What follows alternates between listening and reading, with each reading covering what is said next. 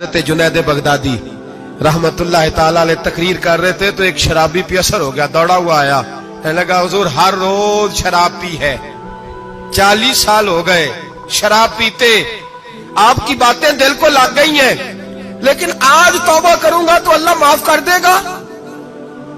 تو حضرت جنید بغدادی فرمانے لگے تیرا کوئی انتظار کر رہا ہے؟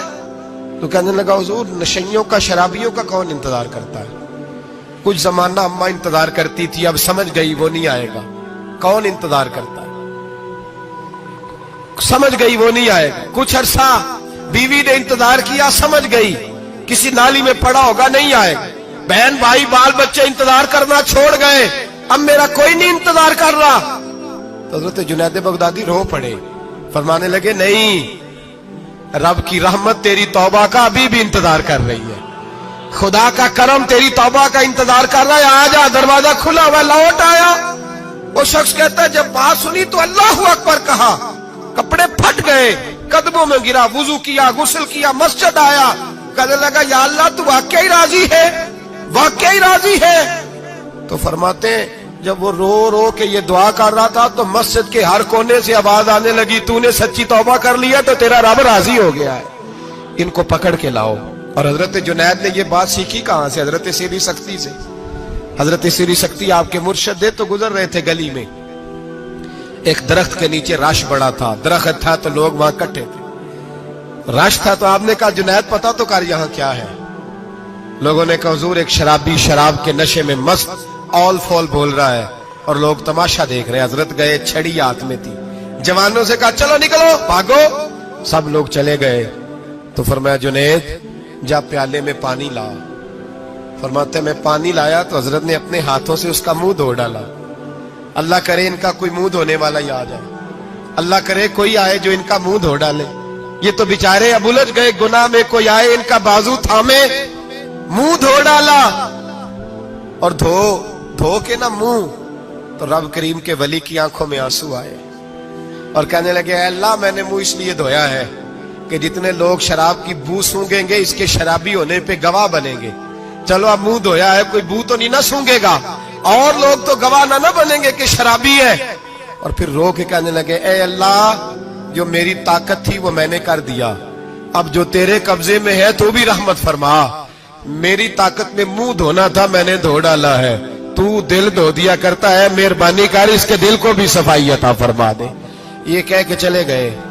فرماتے ہیں حضرت جنید میں تہجد کا وضو کرا کے جناب سیری سختی کو مسجد میں لے کے پہنچا تو وہ شرابی مجھ سے پہلے مسجد میں بیٹھا ہوا تھا اور آوازیں آ رہی تھی سری تو نے منہ دھویا تھا تو ہم نے دل بھی دھو ڈالا ہے، دھو ڈال ان کے بازو تھا۔ امام بہقی نے دلائل کے اندر لکھا ہے، فرماتے ہیں نبی کریم صلی اللہ علیہ وسلم نے ان کی طرف دیکھا تو حضور کی مقدس آنکھیں آنسوؤں سے بھر گئیں۔ حضور نے فرمایا ابو بصیر تیری تکلیف مجھے نظر آ رہی ہے پر میں نے وعدہ کیا ہوا ہے، میں نے وعدہ، بھئی یہاں ڈٹ کے رہنا بڑا مشکل ہے، یہاں قائم رہنا بڑا کٹھن مرحلہ ہے، یہاں آزمائش کے موقع پر دین پر انہوں نے تو رکھا ہی نہیں، لوگ تانے دیتے ہیں باتیں کرتے ہیں، رکھا ہی نہیں، تو پھر ان کا بنتا ہے۔ حضور نے فرمایا تجھے جانا پڑے گا۔ صحابہ کہتے ہیں پورے مدینے میں ایسے تھا جیسے سوگ کا سما ہو۔ جب وہ دو سپاہی حضرت ابو بصیر کو پکڑ کے لے جا رہے تھے تو وہ پلٹ پلٹ کے پیچھے دیکھتے تھے، پلٹ پلٹ، پیروں میں خون ہے، آنکھیں آنسوؤں سے بھری ہوئی۔ فرماتے ہیں جب وہ پلٹ رہے تھے تو مدینے کی گلیاں بھی رو رہی تھی۔ میرے نبی پاک جب وہ آنکھوں سے اوجھل ہو گئے تو حضور بیٹھ گئے زمین پہ، نبی پاک نے رونا شروع کر دیا۔ فرمایا اللہ تو نے اس شخص کی مدد فرمانی ہے، اس پر کرم کرنا ہے، اللہ اس کا خیال فرمانا، اس کے لیے دعا کی۔ حضور روئے۔ حضرت ابو بصیر باہر نکلے تو وہ جو کافر تھے نا وہ کہنے لگے تو بڑا بنتا تھا ان کا، انہوں نے تجھے رکھا نہیں، تجھے رکھا بھی نہیں۔ تو حضرت ابو بصیر نے تھپڑ مارا منہ پہ، کہنے لگے میں وہ نہیں جو تھوڑی سی بات سے بدل جاؤں، ایمان یقین اور استقامت کی دولت ملی ہوئی ہے۔ آپ فرمانے لگے میرا تو ایمان اور پختہ ہو گیا ہے کہ میرا نبی اپنے وعدوں کا بڑا پابند ہے، میرا رسول اپنے وعدوں کا بڑا پابند ہے۔ حضرت ابو بصیر کہتے ہیں مدینے کی سرحد گزر گئی تو میں نے کھینچی تلوار، ان میں سے ایک سپاہی، اب آؤ میرے مقابلے میں جس نے آنا، ایک کو مارا، دوسرا بھاگ گیا۔ فرماتے اب میں مکے جا نہیں سکتا تھا، جاؤں گا تو وہ زیادہ ماریں گے، مدینے حضور نے قبول نہ فرمایا. فرماتے ایک جنگل میں جا کے العیس نام کی ایک بستی تھی, وہاں ڈیرا لگا لیا, دریا کے کنارے پانی پی لیتا, پتے کھا لیتا, تن تندور ہڈاں دا بالن تے اسی ہاواں نال تپایا, کپ کپ مکیاں پیڑے کیتے تے اتوں صبر پلیتھن لایا, تن دی ہانڈی تے من دا سالن اتے لون صبر دا پایا. غلام فریدا وے میں ساری تیری, غلام فریدا وے میں ساری تیری, تینوں اجے یقین نہیں آیا. فرماتے سالوں پتے کھائے, اب جو بھی وہاں سے تنگ ہوتا وہ میرے پاس آ کے پناہ لیتا. جس کو مکے والے مارتے میرے پاس آ کہتے, تانے دینے والے آ کے کہتے ہو تم کس طرح کے نوکر ہو, تمہیں تو انہوں نے رکھا ہی نہیں. ہم نے کہا چپ کر جا, وہ ہمارے آقا ہیں, وہ ہمارے آقا ہیں, رکھے تب بھی ٹھیک ہے, نہ رکھے اللہ اکبر. ایمان دیکھو, قوت دیکھو, جڑیاں خسماں دی وچ رضا وسن, پاگ جاگ جاندے انہاں گولیاں دے تے میں گڈی ہتھ ڈور سجن دے, او جنج رکھے اونج رہنا ہے. واجب نہیں جے وچ شریعت مندہ قسم نو کہنا. فرمایا بس ٹھیک ہے, جس طرح حضور راضی ویسے ہی ہم راضی. حضرت ابو بصیر رضی اللہ تعالیٰ عنہ کے پاس 300 صحابہ اکٹھے ہو گئے, 300. حضرت ابو بصیر جب مدینے کی سرحد سے گزر رہے تھے نا, تو نبی پاک نے ایک آواز دی تھی. فرمایا ابو بصیر ایک وقت آئے گا کہ میرا پیغام تجھ تک پہنچے گا, ایک ٹائم آئے گا. حضرت ابو بصیر سے جب کوئی کہتا نا کہ زندہ کس بات پہ ہو, تو فرمانے لگے مصطفیٰ کے فرمان پہ بڑا یقین ہے, بلاوا آئے گا, مجھے بلاوا, مجھے یقین ہے کہ مجھے بلاوا, بڑی امید ہے سرکار قدموں میں بلائیں گے, اور کرم کی جب نظر ہوگی مدینے, مجھے یقین ہے کہ مجھے بلاوا. حضرت ابو بصیر رضی اللہ تعالیٰ عنہ فرماتے ہیں کہ وقت گزرتا گیا, 300 لوگ اکٹھے ہو گئے.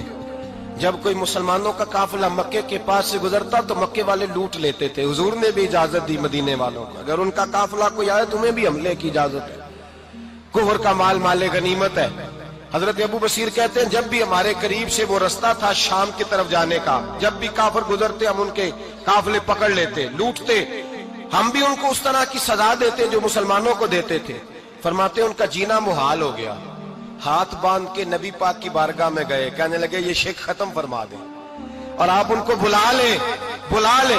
حضرت ابو بصیر فرماتے ہیں میں بوڑھا آدمی تھا, دن بھر میں کام کرتا, محنت کرتا, اس علاقے میں کھیتی باڑی کرتا.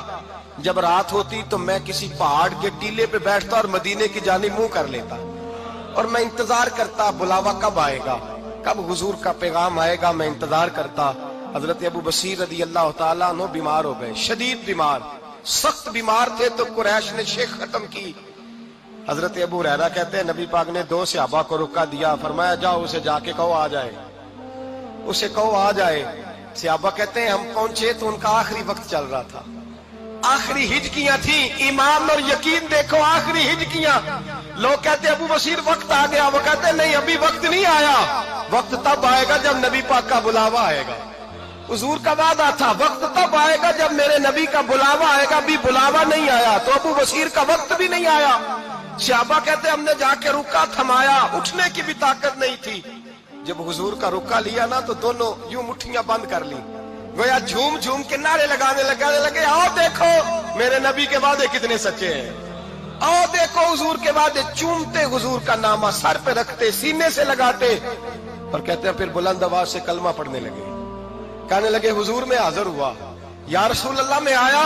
کہتے بلند آواز سے کلمہ پڑھا اور ان کی روح پرواز کر گئی, ان کی روح پرواز کر گئی. نبی رحمت صلی اللہ علیہ وسلم کے غلاموں کا یقین, اعتماد اتنے اعلیٰ درجے کا. کمزور مسلمان, دائیں بائیں دیکھتا مسلمان, کفر کے وعدوں پر اعتبار کرتا, یہودی عیسائی اور سکھ کے وعدوں پر اعتبار کرتا, دنیا دار ٹھگ اور چور کے وعدوں پر اعتبار کرتا, یہ رب کریم کے وعدے پر اعتبار نہیں کرتا, یہ اللہ رسول کے ساتھ اپنی توجہ کو مبذول نہیں کرتا. میرے رسول کریم سید عالم صلی اللہ علیہ وسلم کے غلاموں نے اعتماد کر کے, یقین کر کے ہمیں بتلایا ہے کہ جب تیرے پاس یقین کی دولت ہوتی ہے پھر تو دنیا کا طاقتور آدمی ہوتا ہے. جب تیرے پاس ایمان کی قوت ہوتی ہے تو دنیا کا سب سے مضبوط شخص ہوتا ہے. اپنے آپ کو مضبوط کریں, اپنے اندر ایمان کی توانائی پیدا کریں. یہ جھوٹے وعدوں پر, جھوٹی تسلیوں پہ اپنے آپ کو زندہ نہ رکھیں, نہ دیکھیں دائیں بائیں کیا ہو رہا ہے, توجہ سیدھی اللہ رسول کی جانب رکھیں. مضبوط ایمان پیدا کرے, تگڑا, دانائی والا. ایک حدیث میں نے البدایہ میں پڑھی, اور جب روایت پڑھی نا तो पढ़ के मैंने किताब बंद कर दी। मैंने कहा बस भाई अब इससे आगे कहां जाना है किसी